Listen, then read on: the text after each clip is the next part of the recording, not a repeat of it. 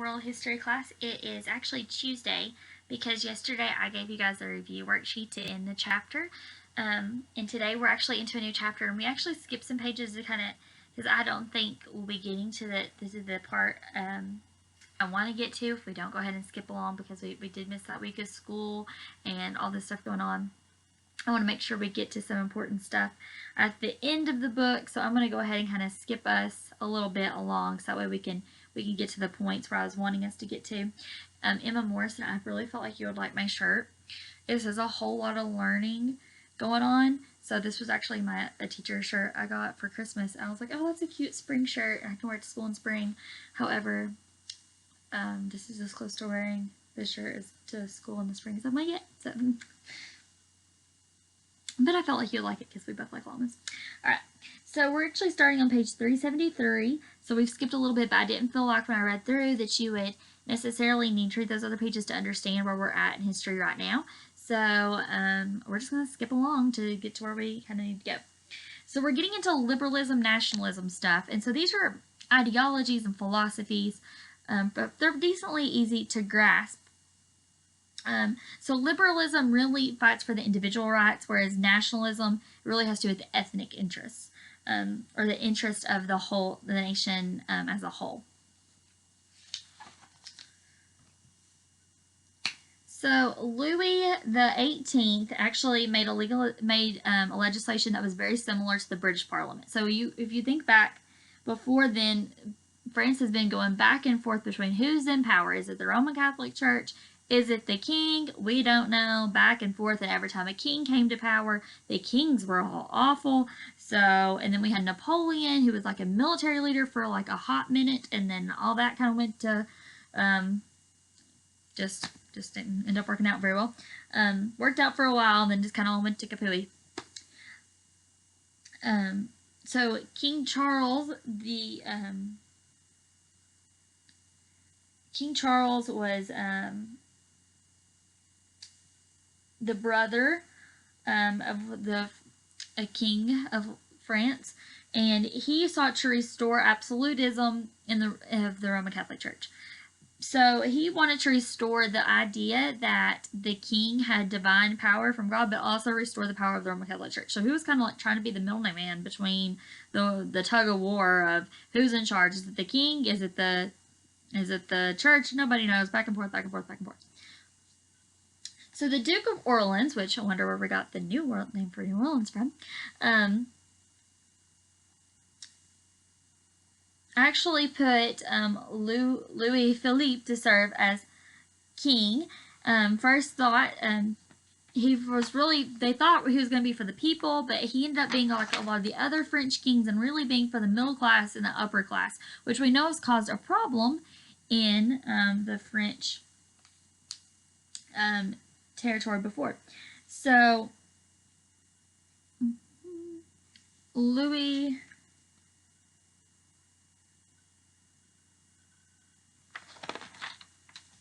hold on, let me make sure I'm getting to where I need to get to. Okay, yeah. So the Treaty of London officially recognized the independence of Belgium. In 1848, barricades went up in France, and in 1848, unemployed and students revolted, and actually the National Guard joined them.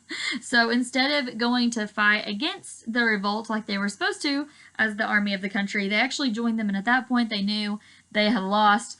And so Louis Philippe fled to England, and that was kind of the end of that. And they started making these national workshops that had social programs. So a lot of what you could think of as like for today, where we have food stamps and the housing projects, or HUD, you might have heard HUD, very similar to that.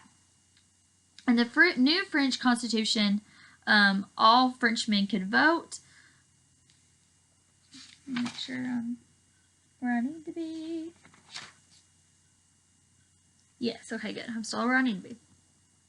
I write notes over here, so I have to check with my book to make sure I'm still on the right page with you guys. And then Napoleon actually wins presidency, which guess who he is related to Napoleon that we just talked about. He's actually his nephew. So something that I want you guys to do is I want you guys to draw a political cartoon. So I'm going to send you guys an example of it, but I want you guys to draw one for yourself. So it can be about Trump. It can be about any political idea. You guys can kind of research them and pick one. And I want you to draw a political cartoon. And I want you guys, some of you have been sending me pictures of your work. Make sure that you are typing out your answers to worksheets. That way I don't have to... So sometimes I can't see exactly what it is. Some of you, your handwriting is hard for me to read.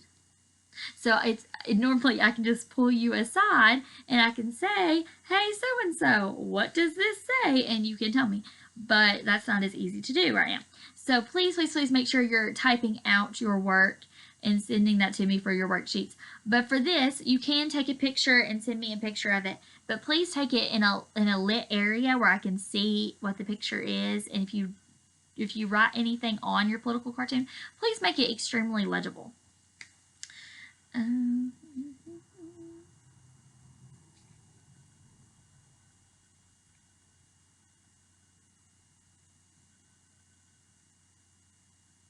So yeah, that is actually all I have for you all today. I'm actually going to send you a song about about nationalism because and patriotism, because here in America, I'm very patriotic. You guys know this about me. I love America. I would never want to live anywhere else. Like, I love America, and I love that our Constitution's we the people, and like we have rights, and I love that.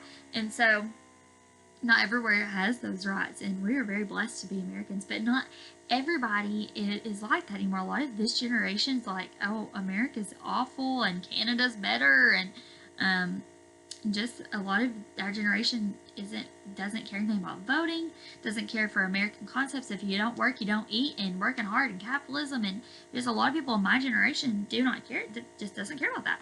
So I hope you guys can see how good America is, and looking back on these other countries, how they've had such a fight to get some independence. Whereas America, we were founded on that. We got off of, like, when we broke off from Britain, we were done. Nobody's ever controlled us ever again.